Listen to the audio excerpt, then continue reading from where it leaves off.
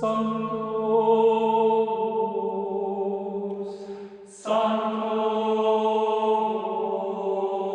Sanctus Dominus Deus Sabaoth. Perhaps we might begin by offering you just a little bit of Christian anthropology. Yes. And that will provide a diagram that we can talk from a little, hopefully, more intelligibly. So let's begin with the ordinary psychological awareness that we all enjoy. And I'll just write it out here. And this is everyday consciousness that everybody's familiar with. And for most people, this consists of people and events entering into our consciousness or experience and leaving, in our emotional reactions to people, events, and our own personal response that contains judgments, evaluations, commentaries. So it's a kind of running dialogue that goes on and on all day long. But what especially characterizes it is its dominating character so it's a little like being in a movie where the characters are so interesting and the plot is well thought out that you identify with the characters and you do so to so much that you forget where you are or who you are. You're absorbed in the skill of the dramatist that captures your whole attention and emotionally too. So ordinary awareness then is not really free. Suppose that you move off of that level of awareness into a deeper level of our being, which we might call spiritual awareness. And this is the level of intuition and our spiritual will. And so it's the level of genuine freedom. That's the way human beings were designed to function, with a certain freedom and peace and joy and with a certain capacity to decide what to do. So as this spiritual awareness develops through centering prayer and manifests itself more and more in everyday life by this experience of freedom, our life begins to become like someone who is attending a lousy movie. That is to say, if you're attending a lousy movie, you don't identify with the characters or the plot, and you can get up and leave at any time. And so it provides a marvelous bit of freedom, and now the exercise of our spiritual will can become just as habitual as our lack of freedom used to be when we were under the domination of external events and our emotional reactions to them. Another thing that the spiritual awareness does is open us to deeper levels of our being that we perhaps never had any suspicion existed.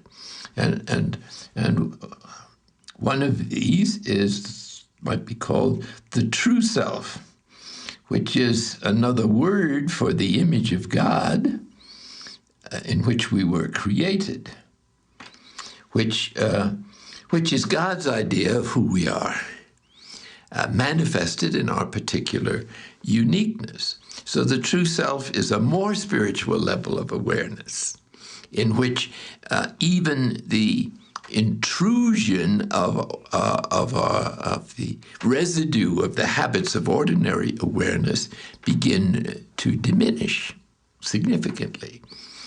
We begin to be willing to accept ourselves just as we are, God as God is, and all reality as it is, which is to come to terms with life. And this is really what humility is, which is basic disposition in the spiritual journey, is the capacity to accept all reality, God, ourselves, other people, and all creation, as they are. And as they manifest in this particular moment, which is the present moment and its content. well, close to the idea of the true self, and perhaps it could be looked upon as interchangeable. And I won't go into the nuances of their what might be described as their respective distinctive characters, is the ground unconscious, or the ground of being, which is the inmost center of our being and the source of our rootedness in God and of God's creative activity, in which He manifests Himself in us, in our particular uniqueness. The inmost center is the divine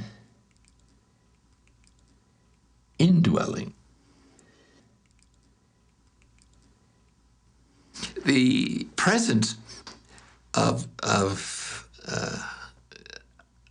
our inmost center is really the very fullest development of the spiritual journey, or of the gifts given us in baptism, if you're a Christian, which bring to full reality the prayer of Jesus that we might become one with God as He is one with God. And He said, "The Father and I are one." So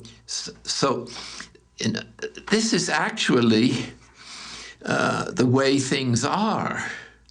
We just think it isn't this way.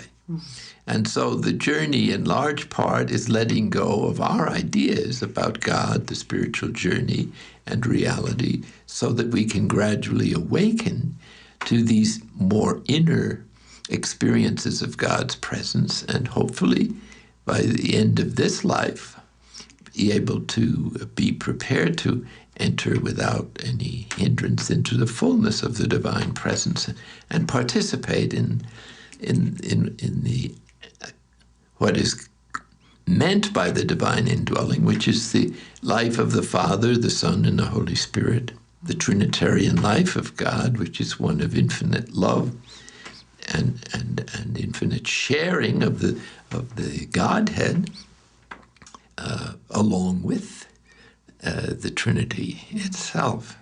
Sancto